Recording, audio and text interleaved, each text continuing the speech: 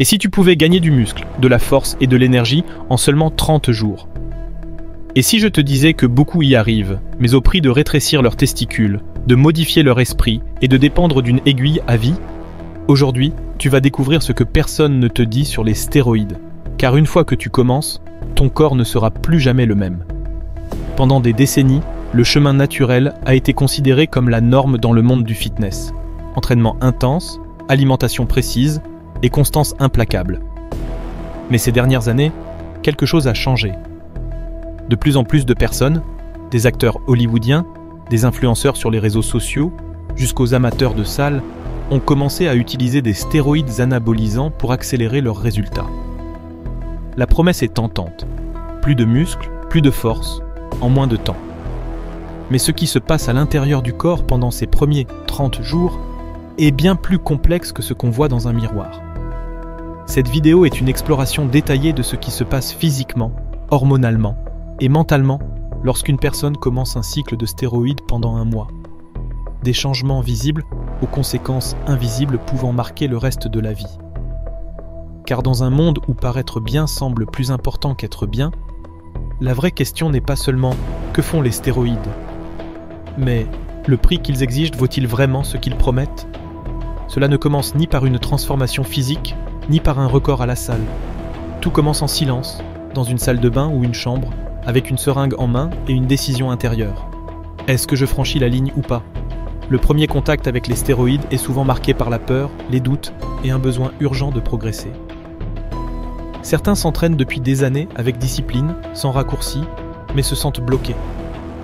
D'autres veulent simplement atteindre un physique qui semble naturellement inatteignable. La scène se répète partout dans le monde. Une personne devant le miroir tenant une ampoule de testostérone, sans savoir si ce sera le début d'un changement radical ou le début d'un problème irréversible. Dans de nombreux cas, la peur de s'injecter est réelle. Certains ne peuvent pas le faire seuls. Les mains tremblent, l'esprit résiste. Car même si le corps est décidé, quelque chose à l'intérieur crie encore que c'est un point de non-retour. Mais une fois que c'est fait, tout change. Certains décrivent les jours suivants comme si une nouvelle énergie était libérée. D'autres ne ressentent absolument rien la première semaine et doutent de l'efficacité. Ce que peu comprennent, c'est que le véritable changement ne se produit pas dans les muscles, mais dans l'esprit. Une porte s'ouvre, difficile à refermer. Car une fois qu'on découvre cette version améliorée de soi-même, la comparaison avec l'ancien soi ne disparaît plus. Et cette comparaison peut devenir une addiction. Les premiers jours après le début d'un cycle de stéroïdes sont souvent marqués par l'incertitude. Quand est-ce que je vais sentir le changement ? Quand est-ce que ça commence à marcher ? Dans bien des cas, les réponses ne tardent pas. Certains rapportent une hausse presque immédiate d'énergie, une motivation inhabituelle pour s'entraîner, une sensation de concentration permanente, comme si le corps était en alerte constante, prêt à performer plus vite et sans fatigue. La testostérone, base de la majorité des premiers cycles, ne construit pas seulement du muscle. Elle affecte profondément le système nerveux central.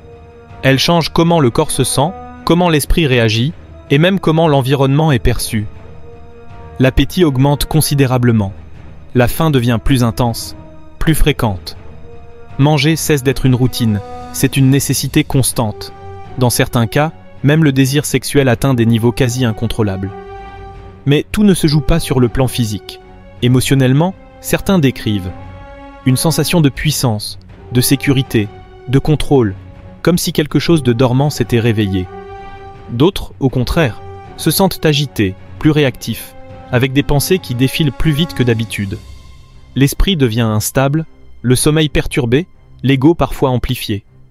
Le plus dangereux, c'est que tout cela peut sembler positif au début. Plus de force, plus d'énergie, plus de faim, plus de concentration. Mais si tout ça n'était qu'une illusion temporaire, que se passe-t-il quand cette sensation disparaît ? Et jusqu'où serais-tu prêt à aller pour la retrouver ? Dans la 2e et 3e semaine, le changement n'est plus seulement intérieur. Il devient visible dans le miroir. La peau semble plus tendue, les veines plus apparentes, les vêtements plus serrés au niveau des bras, de la poitrine ou du dos. Les poids qui semblèrent difficiles deviennent faciles à soulever. Les répétitions augmentent. La récupération s'améliore.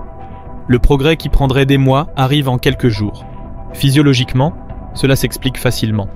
En introduisant de la testostérone à des doses supérieures au niveau naturel, le corps entre dans un état anabolique accéléré. Augmentation de la synthèse des protéines, rétention de l'azote, réduction de la dégradation musculaire. Résultat, hypertrophie rapide, force explosive et une sensation constante de progression. Pour beaucoup, c'est comme débloquer un nouveau niveau dans le jeu du physique, un niveau jusque-là inaccessible. Mais derrière chaque progrès, il y a une ombre. Le corps ne fait pas que réagir, il s'adapte. Et cette adaptation peut entraîner une dépendance psychologique. Comment s'entraîner à nouveau en sachant qu'avant tu soulevais plus ? Comment accepter un progrès plus lent après avoir goûté à la rapidité ? Certains affirment qu'une fois ce rythme expérimenté, plus rien ne semble suffisant. La frontière entre la motivation et l'obsession devient de plus en plus floue. Gagne-t-on vraiment du muscle ou perdons quelque chose de plus précieux en chemin ? Pendant que le corps change à l'extérieur, d'autres transformations, moins visibles mais plus importantes, commencent à se produire à l'intérieur. Un des effets les plus courants des stéroïdes anabolisants est l'atrophie testiculaire. En recevant de la testostérone externe, le cerveau interprète qu'il n'est plus nécessaire d'en produire naturellement. Le système hormonal s'éteint. Les testicules peuvent alors rétrécir considérablement. Et même si cela peut sembler un détail esthétique, ça ne l'est pas. La baisse de production de testostérone naturelle peut entraîner dysfonction érectile, infertilité, perte de désir sexuel, dépendance à long terme à des thérapies hormonales. Certains essaient d'inverser les effets, changent de substance, réduisent les doses, tentent de réactiver l'axe hormonal avec des composés auxiliaires. Mais tous n'y arrivent pas. Et quand le système ne redémarre pas, la seule option est une thérapie de remplacement hormonal à vie. Dans certains cas, ce risque est accepté. Mais le plus dangereux, c'est que personne n'en parle avant de commencer. Jusqu'à quel point un corps plus grand vaut-il la peine si en même temps on perd le contrôle de ses fonctions les plus basiques ? Et que se passe-t-il lorsque les effets secondaires arrivent, mais que les résultats physiques ne sont toujours pas là ? Tout ce qui change avec les stéroïdes n'est pas visible à l'œil nu. Certaines des transformations les plus profondes se produisent dans le cerveau. Les niveaux élevés de testostérone altèrent le système limbique, la zone qui gère les émotions. Cela peut mener à de l'euphorie, mais aussi à de l'irritabilité, de l'impulsivité, des sautes d'humeur. Il y en a qui disent se sentir plus sûrs d'eux, plus déterminés. Les décisions sont prises rapidement. L'impulsion d'agir est constante et la motivation semble inépuisable, mais cette même impulsion peut se transformer en agressivité. De petits contretemps, autrefois insignifiants, provoquent désormais des réactions démesurées. Des situations du quotidien peuvent déclencher des réponses explosives, parfois sans que la personne s'en rende compte sur le moment. Il ne s'agit pas seulement de colère. On observe aussi des cas d'anxiété, d'insomnie, de paranoïa et de pensées obsessionnelles liées à la performance physique ou à l'image corporelle. Tout semble tourner autour du corps, de la progression, de la force. Et cette pression intérieure peut devenir un poids difficile à porter. La question n'est donc pas seulement de savoir combien de muscles on gagne, mais combien d'équilibre mental on met en jeu. Et si, en cherchant une version plus forte de soi-même, on n'activait pas une version émotionnellement plus fragile. À court terme, les stéroïdes peuvent sembler être un outil puissant. Le physique s'améliore, la force augmente, l'énergie se multiplie, mais le vrai coup apparaît souvent quand il est déjà trop tard pour l'éviter. L'un des plus grands dangers de l'usage prolongé, même en cycle court, touche le système cardiovasculaire. La testostérone synthétique peut altérer les niveaux de cholestérol, augmenter la pression artérielle et épaissir dangereusement le muscle cardiaque. Des rapports cliniques associent l'usage d'anabolisants à des infarctus, des arythmies, voire des morts subites chez des personnes jeunes et apparemment en bonne santé. Mais le risque ne s'arrête pas au cœur. Le foie, les reins et même le cerveau peuvent aussi être touchés. La toxicité hépatique et l'insuffisance rénale sont des effets bien documentés, en particulier avec des composés oraux mal utilisés. Et le plus inquiétant, c'est que tout le monde ne réagit pas de la même façon. Certaines personnes métabolisent les substances sans effet secondaire majeur, tandis que d'autres, avec des doses similaires, subissent des conséquences graves. Ce n'est pas juste une question de chimie, c'est aussi génétique, prédisposition, hasard. Et souvent, personne ne le sait, jusqu'à ce qu'il soit trop tard. Combien de personnes qui semblent parfaites de l'extérieur luttent en silence avec un corps qui se détériore de l'intérieur ? Et que se passerait-il si la prochaine personne à mal réagir était quelqu'un qui ne fait que commencer? C'est la phrase la plus fréquente avant un premier cycle. Juste une fois, juste pour voir ce que ça fait.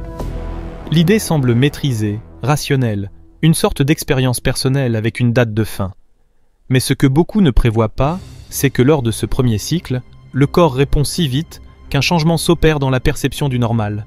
La force monte, le physique s'améliore, la récupération est plus rapide, et la comparaison avec l'état antérieur devient inévitable. Comment revenir au progrès lent, à la stagnation, aux limites naturelles, après avoir goûté à ce que signifie se surpasser artificiellement? Dans de nombreux cas, ce premier cycle ne s'arrête pas. Vient un deuxième, puis un autre. Les doses changent, des composés s'ajoutent, l'alimentation se modifie, l'entraînement aussi, la routine quotidienne entière se transforme. Tout tourne autour du physique. Ce qui a commencé comme un test devient une partie de l'identité, et dans certains cas, un besoin physiologique lorsque l'axe hormonal ne parvient plus à se rétablir. C'est une addiction, une dépendance, ou simplement l'impossibilité de revenir en arrière. La question n'est jamais de savoir si le premier cycle fonctionne. La vraie question c'est, es-tu prêt pour ce qui vient après?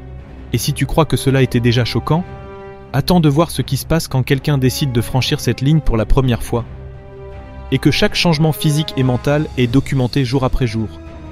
Ce que son corps et son esprit ont révélé, personne ne l'avait vu venir. Clique ici.